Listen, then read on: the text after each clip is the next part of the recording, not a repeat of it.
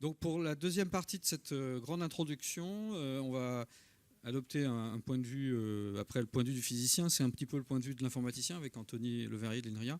Hein, c'est vraiment l'esprit qu'on voulait quand on a discuté un peu du programme, vraiment en candide, hein, novice. Enfin du moins en ce qui me concerne, avec notamment François Bodin et Alain Lechnevsky, on est vite arrivé, et beaucoup grâce à Alain, à cette vision que la mécanique quantique comme fondement physique de la chose, il fallait refaire un éclairage là-dessus. Mais tout ce qui est théorie de la complexité algorithmique, c'est quelque chose qui est intellectuellement sans doute aussi difficile et subtil que la mécanique quantique. Donc on s'est dit il faut les deux facettes. Voilà, Anthony. Merci. Donc bonjour à tous. Donc excusez-moi, je suis peut-être un petit peu fatigué, je n'ai pas beaucoup dormi cette nuit. On a un petit bébé à la maison, j'ai dormi 4 heures. Donc je vais parler en français si ça convient à tout le monde, les transparences en anglais. Donc moi je vais vous parler un petit peu d'algorithmique quantique. Donc le plan de mon exposé, ça va être un petit peu un plan historique, c'est un peu par hasard, mais c'est comme ça. Donc il va retracer un petit peu les grandes évolutions du calcul quantique et de l'algorithmique quantique. Donc en gros, il y a 3 phases. Donc il y a eu la genèse, la préhistoire un petit peu du calcul quantique. C'est les années 80, c'est de 82 à 93 un petit peu. À ce moment-là, vraiment, le calcul quantique, c'était vraiment un sujet confidentiel, complètement exotique, qui ne servait pas à grand-chose. En 94, par contre, comme Denis l'a un petit peu évoqué, il y a Peter Shor qui a inventé son algorithme pour factoriser les nombres entiers rapidement. Et ça a vraiment fait beaucoup de bruit. Ça a vraiment marqué les esprits. Et ça a vraiment attiré plein de gens dans le domaine. Donc dans les années 94-96, il y a eu vraiment plein d'algorithmes qui sont apparus. C'est vraiment l'âge d'or un petit peu qui s'est passé. Et après, pendant une quinzaine d'années, les gens ont essentiellement généralisé les algorithmes qui ont été développés en 94, 95, 96. Ah, ça marche pas. Donc je vais vous parler de ça. Et donc on était un petit peu à ce stade-là. Pendant une quinzaine d'années, il n'y avait pas grand-chose. En fait, il y avait 2 grands algorithmes, Shor, Grover. Et en 2009, il y a un nouvel algorithme qui est apparu. C'est un algorithme pour résoudre des équations linéaires, des systèmes d'équations linéaires. Donc ça, c'est vraiment un problème de maths très important. Et c'est un algorithme qui a fait beaucoup de polémique à l'époque parce que ça donnait vraiment une accélération quantique importante, exponentielle par rapport aux algorithmes classiques, mais en trichant grossièrement. Donc les gens rigolaient, disaient mais c'est n'importe quoi, ça sert à rien. Alors je sais pas pourquoi ça bug. Il y a un faux contact, mais là on est sur l'ordinateur. Donc il y a eu cet algorithme un petit peu bizarre en 2009, je vais vous en parler. Ils sont restés là pendant un petit moment, et puis en fait, après les gens se sont rendus compte qu'on pouvait utiliser cet algorithme pour de nouvelles applications, typiquement pour faire du machine learning. Et donc aujourd'hui, il y a plein de gens qui travaillent sur le machine learning quantique, et c'est vraiment un sujet à la mode, et je vais en dire quelques mots. Voilà, donc ça c'est le plan d'exposé. Donc d'abord, pour commencer, donc la genèse, la préhistoire du calcul quantique. Donc l'idée est venue d'abord de Feynman, au début des années 80. Donc c'est un physicien. Donc c'est vraiment, je pense à l'époque, c'était le physicien le plus connu avant qu'il y ait Stephen Hawking qui soit connu. Donc c'était vraiment la star du domaine. Et lui, ce qui intéressait les gens à l'époque, c'était vraiment de simuler des systèmes quantiques. D'accord ? Et pour simuler un système quantique qui a n particules, il faut une fonction d'onde qui vit dans un espace de dimension 2 puissance n en général. Donc ça, c'est pas quelque chose qui est tractable, qu'on peut faire efficacement avec une machine classique. Et la grande idée de Feynman, c'est de se dire, peut-être qu'on peut utiliser justement le fait que les systèmes quantiques, eux, soient directement encodés dans ces 2 puissance n dimensions, pour donc exploiter ces systèmes quantiques pour essayer de simuler d'autres systèmes quantiques. Donc là, c'était la naissance un petit peu de ce qu'on appelle la simulation quantique, et ensuite du calcul quantique. Donc ça, c'est une idée de Feynman.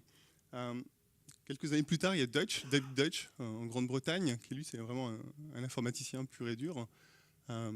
Lui, il a développé un modèle de calcul quantique.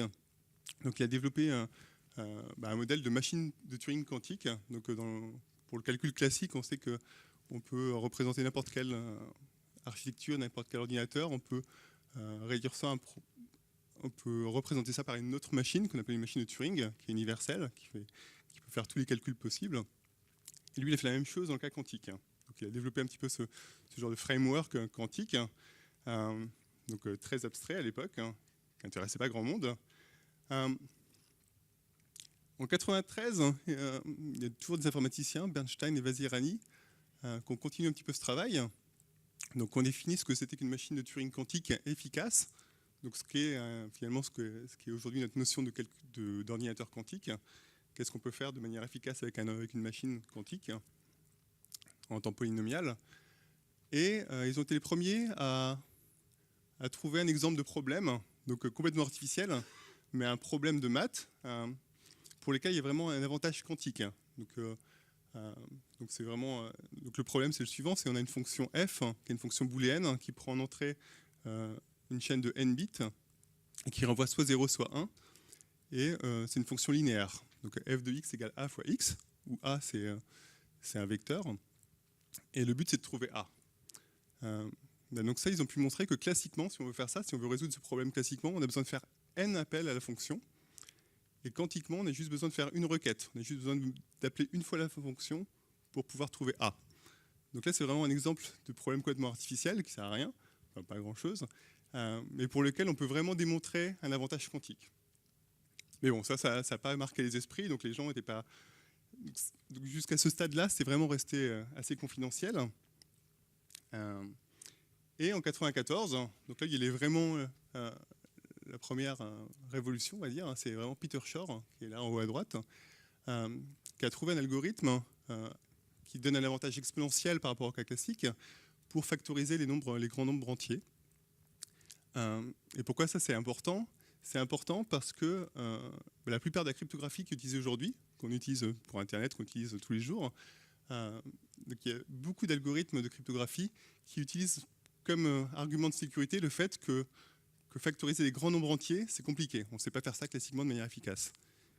Et donc, ce que Shor dit, c'est que si on est capable d'implémenter cet algorithme quantique, si on est capable de faire une machine quantique qui implémente cet algorithme, alors la plupart des cryptosystèmes qui sont utilisés aujourd'hui vont être cassés. Et donc ça a vraiment marqué les esprits, pour le coup. Donc dans le domaine, c'était super important, parce que c'était vraiment, pendant de nombreuses années, c'était l'argument principal pour obtenir les financements pour travailler sur la recherche en calcul quantique. C'est vraiment de dire, il y a cet algorithme de Shor, il faut absolument comprendre ce qui se passe. Et aujourd'hui, c'est vraiment une menace qui est prise au sérieux par donc le NIST. Le NIST, c'est l'Institut national de standardisation aux États-Unis, qui standardise tous les cryptosystèmes et qui sont vraiment en train de mettre en place une compétition pour essayer de faire une transition vers des cryptosystèmes, la cryptographie qui soit sûre, donc qui résiste à l'algorithme de Shor. D'accord, donc ça c'était en 94. Donc c'est vraiment le premier gros algorithme important, donc la factorisation. Il y a des corollaires à ce truc-là. On peut faire du logarithme discret, on peut faire de la recherche de période, comme a raconté Denis. Donc tous ces trucs-là, c'est des choses qui donnent un avantage exponentiel. 2 ans plus tard, il y a Grover, qui est en bas à droite, qui a proposé un autre algorithme complètement différent, qui fait autre chose, qui permet de faire de la recherche dans une base de données. Donc on a une base de données qui a n entrées, et on veut retrouver un élément marqué. Donc classiquement, il faut faire typiquement un nombre linéaire de requêtes, il faut regarder toutes les entrées pour essayer de trouver notre entrée marquée. Quantiquement, Grover a montré qu'il suffisait de racine de n requêtes pour trouver la bonne entrée. Donc on a un speed-up qui n'est pas exponentiel, mais qui est quadratique par rapport au cas classique. Et là aussi, il y a pas mal d'applications, en cryptographie notamment, mais l'avantage est seulement polynomial, quadratique. D'accord ? Donc là, en 2 ans, on a eu ces 2 gros algorithmes, Shor et Grover. Et après, en fait, pendant de nombreuses années, ce qui s'est passé, c'est que les gens ont essentiellement généralisé ces 2 algorithmes. Donc ils ont généralisé un petit peu l'algorithme de Shor, ils ont mis ça dans un contexte un peu plus général. Donc ça donne toute une famille d'algorithmes pour lesquels on a une accélération exponentielle par rapport au cas classique. Et typiquement, ces problèmes, ils ressemblent à ça. C'est des problèmes de sous-groupes cachés. Donc l'idée, c'est qu'on a un groupe mathématique, donc un groupe G, et on se donne une fonction qui est périodique sur le groupe, qui est périodique, et la période, ça va être un sous-groupe de ce groupe. Donc ça peut être, on peut vraiment imaginer la recherche de période comme a raconté Denis. Donc là, c'est vraiment ce qui se passe, c'est vraiment la recherche de période toute simple. Mais les algorithmes de factorisation ou de logarithmes discrets peuvent vraiment se comprendre dans ce genre de setup. Je ne sais pas si je peux avoir un pointeur. Je peux vous emprunter. Je veux bien. Si vous avez, ouais. Le bouton jaune, merci. Ah, super. Et donc en fait, il y a toute une classe de problèmes qu'on peut vraiment écrire de cette façon-là et qu'on peut résoudre avec des arguments type algorithme de Shor. Donc il y a la factorisation, le logarithme discret, on a plein de choses. Dans tous les cas, on n'a pas toujours une accélération exponentielle. On a une accélération exponentielle quand le groupe G, c'est un groupe commutatif. Quand le groupe n'est pas commutatif, donc par exemple dans le cas du problème d'isomorphisme de graphes, on se donne deux graphes, on veut savoir s'ils sont isomorphes.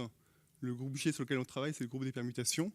Et dans ce cas-là, ce n'est pas un groupe commutatif, donc on ne sait pas si on a une accélération exponentielle ou pas. Pour l'instant, on ne sait pas le faire. Ouais, merci beaucoup.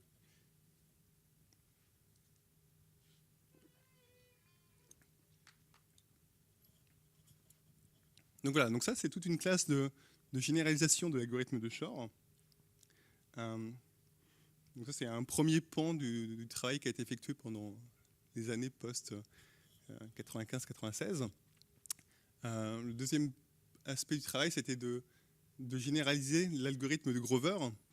Donc l'algorithme de Grover, je vous rappelle, c'est la recherche dans une base de données. Mais de manière plus générale, c'est plein de problèmes de recherche pour lesquels on a accès à une fonction en boîte noire. Donc on a une certaine fonction, f de x, on lui envoie x et nous répond f de x. Et on veut faire des recherches. Et donc ça, l'algorithme de Grover a été généralisé avec plein de nouvelles techniques. Donc je ne vais pas les mentionner en détail parce que c'est pas très important. Il y a un truc qui était important, c'était classiquement, quand on veut faire de la recherche, par exemple dans des graphes, il y a quelque chose qui marche très bien, c'est de faire des marches aléatoires dans des graphes. Donc ça, c'était généralisé au cas quantique pour faire des marches quantiques dans des graphes. Et donc ça donne toute une classe d'algorithmes pour plein de problèmes qui ont des applications, par exemple en cryptographie à clé secrète, où typiquement la chose qu'on va vouloir chercher, ça va être une clé secrète.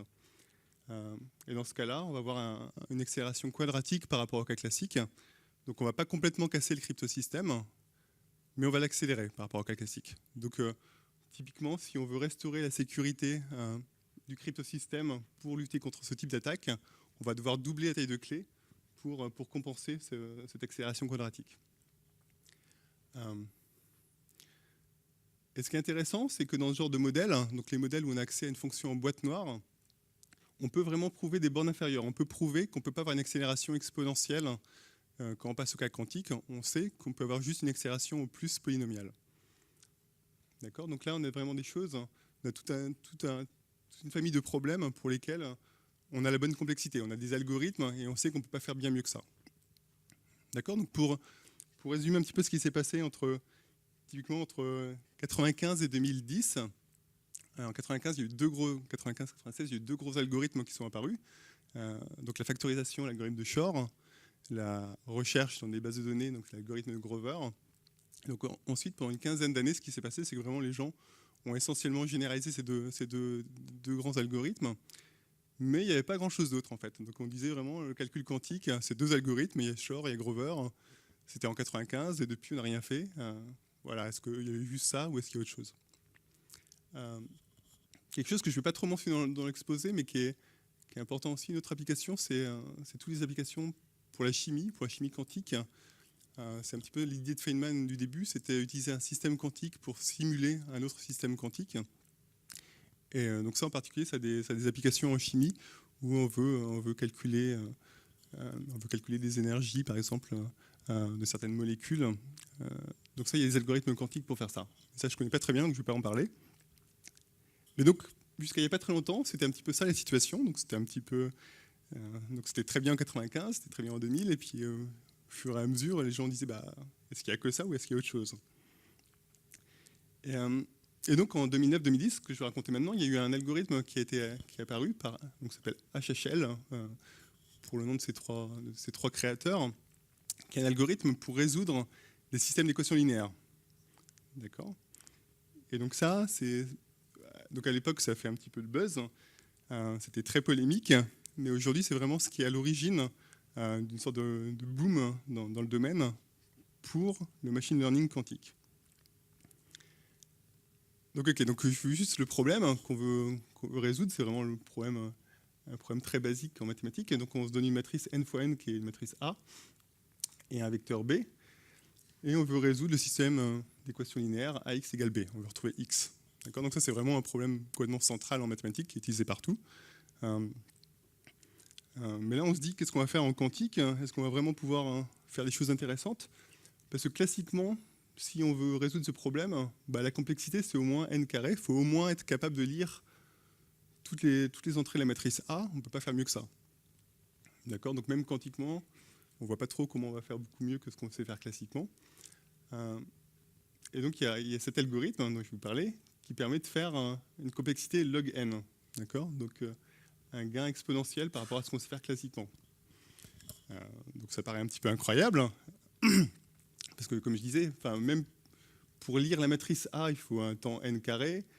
Pour lire la réponse est la n entrée.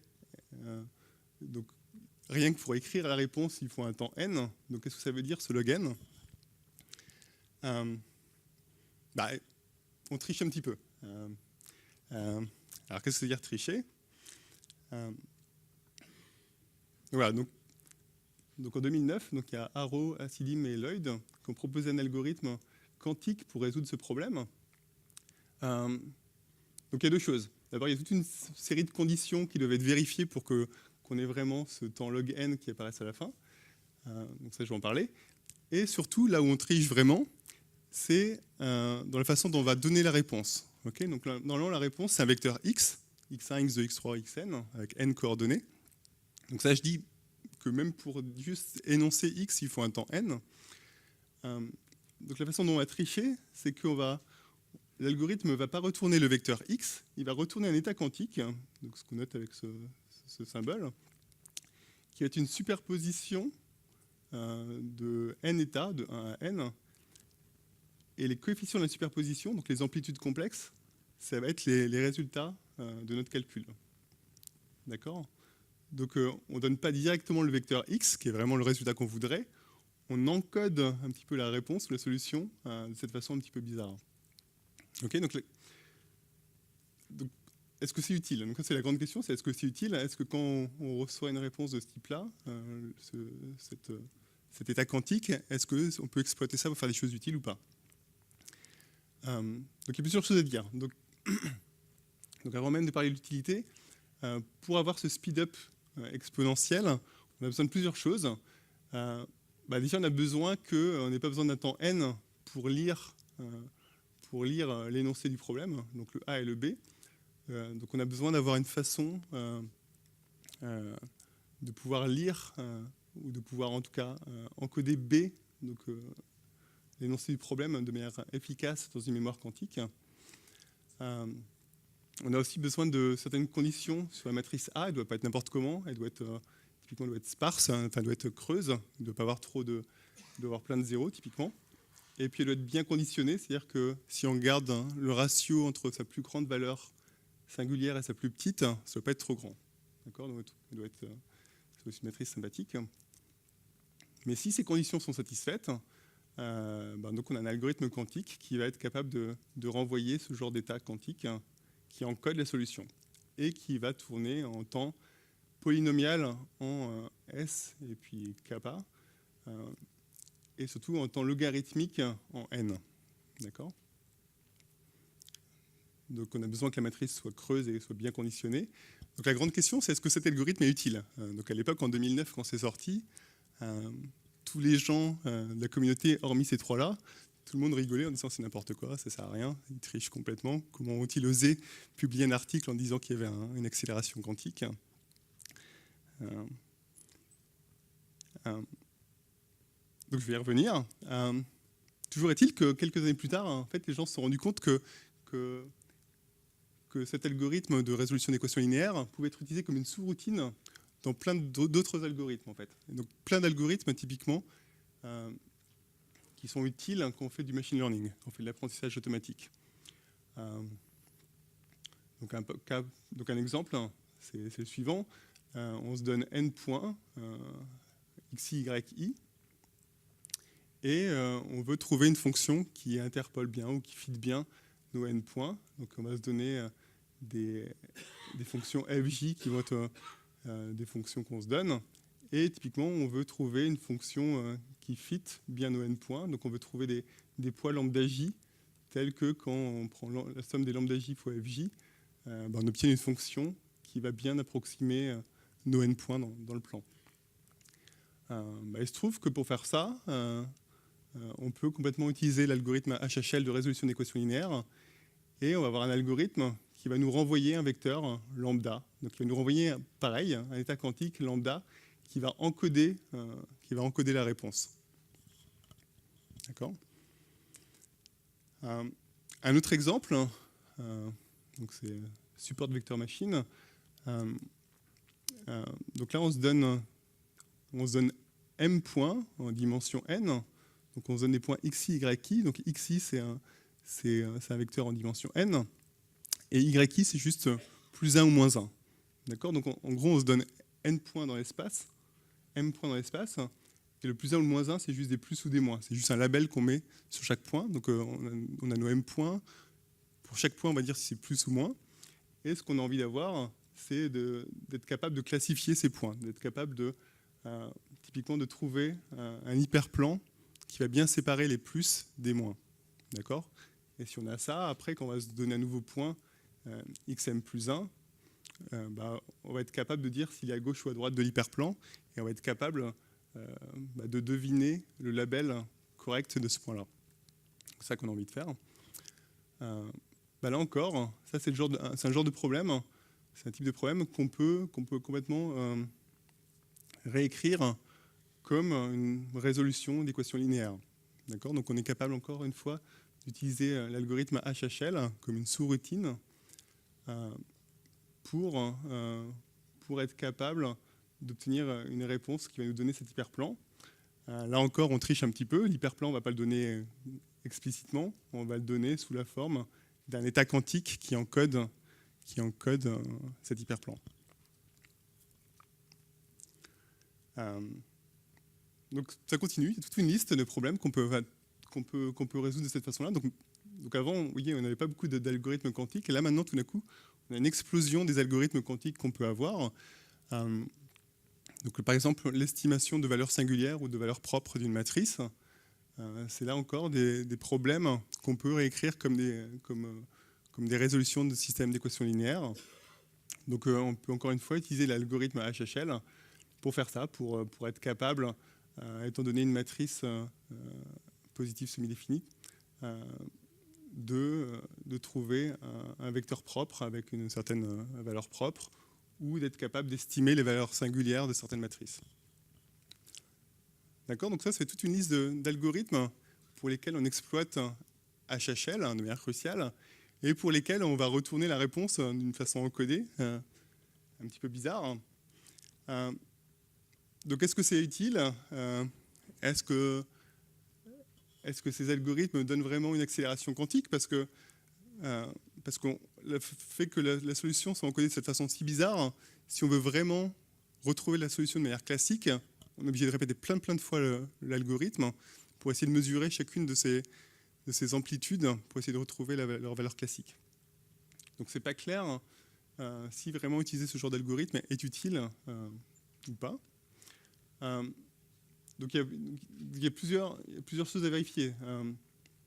Donc j'ai dit que pour avoir une bonne complexité, pour vraiment avoir ce speed-up, cette accélération exponentielle, les données doivent être sympathiques. Donc il faut que le vecteur B, donc du AX plus B, il faut que le B soit sympathique, c'est-à-dire qu'on puisse être capable de le rentrer dans une mémoire quantique et qu'il soit accessible de manière rapide. Il faut que la matrice A soit bien conditionnée, qu'elle soit creuse. Mais si on commence à prendre en compte toutes ces contraintes, c'est pas clair qu'il n'existe pas des algorithmes classiques qui peuvent aussi apporter un speed-up exponentiel. ça, c'est pas complètement clair. Donc en fait, la bonne façon de penser à ce genre d'algorithme, c'est pas comme un algorithme boîte noire qui résout complètement les équations linéaires. C'est plutôt en fait comme un canevas pour une sorte d'algorithme un petit peu générique qui dirait la chose suivante, qui dirait si on a une situation où on a un vecteur B qu'on peut lire de manière rapide dans une mémoire quantique, où on a des données qui sont suffisamment bien conditionnées, qui ne sont pas trop bizarres, et si on n'est pas complètement intéressé par la réponse X, mais qu'on est plutôt intéressé par des quantités qu'on peut calculer efficacement à partir d'un vecteur, à partir d'un état quantique X comme ça, alors, si on a toutes ces conditions, alors on peut utiliser les idées de l'algorithme HHL pour vraiment obtenir une accélération exponentielle. D'accord ? Donc, est-ce que ça sert ? Est-ce que c'est jamais utile, ce genre de choses ? Il se trouve qu'on commence en fait à trouver vraiment des exemples où ça c'est utile. Donc, un exemple qui est apparu il y a 2 ans, c'est pour faire des systèmes de recommandation. Donc, c'est un petit peu l'idée. Il y avait une compétition Netflix il y a quelques années. Donc, Netflix, c'est une plateforme en ligne qui vous permet de regarder des films sur Internet. Et en particulier, ce qui intéresse Netflix, c'est quand quelqu'un a regardé un certain nombre de films, a dit qu'il aimait celui-là, qu'il n'aimait pas celui-là, qu'il aimait celui-ci, qu'il n'aimait pas celui-là. Netflix aimerait bien être capable de faire des recommandations pour cet utilisateur, pour dire on vous conseille de regarder tel film en prochain, vous devriez l'aimer. Et donc Netflix a lancé il y a 7-8 ans un concours pour essayer de trouver des algorithmes classiques à l'époque pour améliorer leur propre algorithme de recommandation. Donc à l'époque, ils ont lancé ce concours et ils ont offert 1 million ou 2 millions de dollars pour l'équipe qui améliorerait le plus leur algorithme. Et en fait, c'était un super investissement parce que du coup, toutes les équipes qui travaillaient en maths appliquées, il y a plein d'équipes dans le monde de chercheurs qui sont mises à travailler gratuitement sur ce problème spécifique à cause de ce prix et à cause de la concurrence et de la compétition. Et donc, il y a eu beaucoup de progrès classiques sur le sujet. Mais moi, ce qui m'intéresse, c'est le cas quantique. Donc, comment ça fonctionne ? L'idée, c'est que Netflix, ou de manière générale, quand on veut faire ce genre de choses, en fait, ils vont avoir une sorte de matrice, une grande matrice, où typiquement, toutes les lignes, ça va être les différents utilisateurs, tous leurs clients. Donc, une ligne par client, toutes les colonnes, ça va être tous les films. D'accord ? Et après, chaque client qui note un film, on va mettre la note correspondante dans la matrice. Donc on a une matrice qui va être très peu remplie, parce que chaque client va regarder une dizaine de films et avoir une dizaine de notes. Et ce qu'on veut, c'est être capable, pour chaque ligne, où typiquement il y a très peu de notes, ce qu'on aimerait pouvoir faire, donc il y a plein de X, il y a plein d'inconnus dans cette ligne qui correspondent au client numéro I. Ce qu'on aimerait être capable de faire, c'est de prévoir parmi les notes qui n'ont pas été données, une note qui va être potentiellement très grande. Et donc ça peut, en fait, c'est un problème qui peut encore une fois, se reformuler comme un problème d'optimisation ou de résolution d'équations linéaires. Et donc là, c'est vraiment un problème où l'algorithme HHL va pouvoir être utilisé. Pourquoi ? Parce que dans ce cas-là, typiquement, on n'est pas intéressé par obtenir toute la ligne correspondant à un client donné.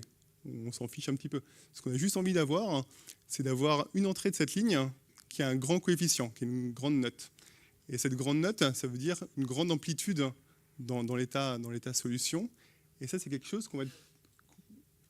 Si on mesure X, si on mesure l'état X qui encode la solution, avec une grande probabilité, on va tomber sur une entrée justement qui a une grande amplitude. Et donc là, c'est vraiment un exemple où on n'a pas besoin d'accéder à toute la solution classique pour avoir ce qui nous intéresse. Si on a juste le vecteur quantique qui encode la solution, on a juste à mesurer ce vecteur et le résultat de la mesure va nous donner un film que le client devrait aimer.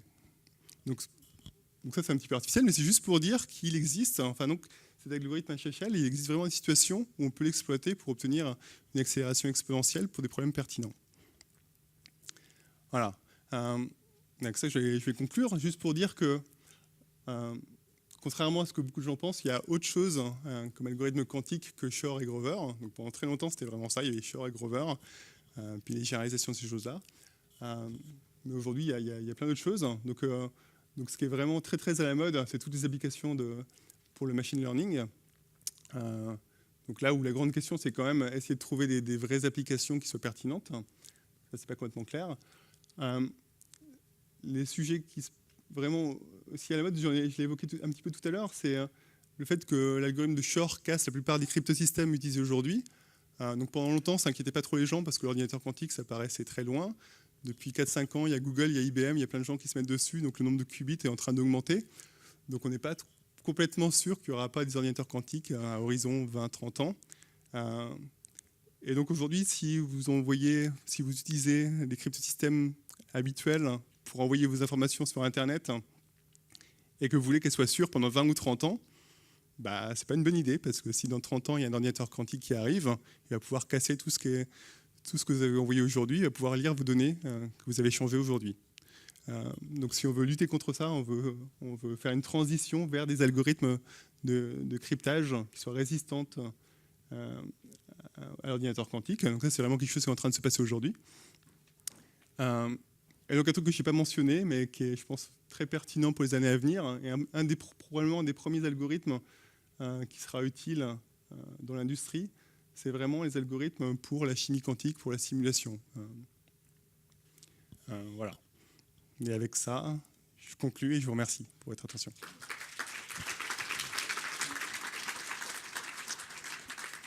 Alors, merci Anthony. Donc ça va être l'heure de la pause. Mais moi j'ai juste une petite question là, avant de laisser la parole finale à la salle.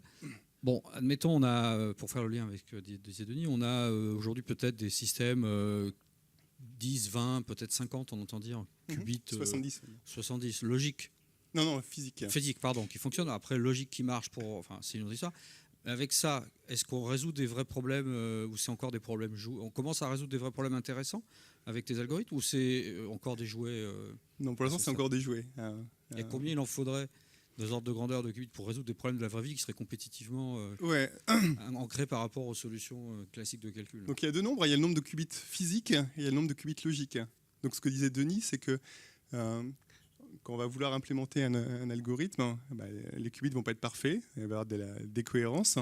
Et donc on va être obligé d'utiliser des codes correcteurs d'erreur pour pallier cette décohérence, pour pallier ces effets. Et donc le nombre de qubits logiques sur lesquels on va pouvoir travailler va être beaucoup plus petit que le nombre de qubits physiques qu'on est obligé d'implémenter. Donc typiquement, pour Shor, donc si on veut casser une clé cryptographique RSA en factorisant un grand nombre, donc le nombre de qubits logiques dont on a besoin, c'est quelques milliers. Je sais pas, c'est 1000, 2000, 3000. Donc ça paraît pas énorme. Aujourd'hui, on fait 70. Mais si on veut faire ça avec une architecture qui soit tolérante aux fautes, donc qui permette de lutter contre la décohérence, donc là, il y a un overhead gigantesque. Le nombre de qubits physiques dont on a besoin avec les techniques qu'on a en tête aujourd'hui, c'est de l'ordre du million au milliard. On ne sait pas trop. Donc là, on voit qu'aujourd'hui, on sait faire 70 qubits physiques. On se dit peut-être que les premiers algorithmes, il faut quelques milliers de qubits logiques. Mais en termes de qubits physiques, il en faut beaucoup, beaucoup plus. Donc ça, c'est pour faire l'algorithme de Shor. Pour résoudre des problèmes intéressants en chimie quantique, d'après ce que j'ai compris, on a besoin de beaucoup moins de qubits. C'est plutôt quelques centaines, la centaine. Et pour ces algorithmes-là, je ne sais pas à quel point il y a besoin de redondance en termes de qubits physiques par rapport aux qubits logiques. Ça, on a des experts dans la salle, donc Travis, Humble, je crois, et d'autres qui pourront... peut-être s'en parleront, on peut leur demander tout à l'heure sur la chimie quantique. Donc voilà, pour répondre. Donc pour l'instant, non, les tailles qu'on a, 70 qubits physiques, il y en a peut-être un qubit logique. C'est juste, en termes d'algorithmique, c'est juste des jouets. On ne peut rien faire d'utile vraiment avec. Merci. Allez, une dernière. C'est l'heure du café. À vous de voir. Allez.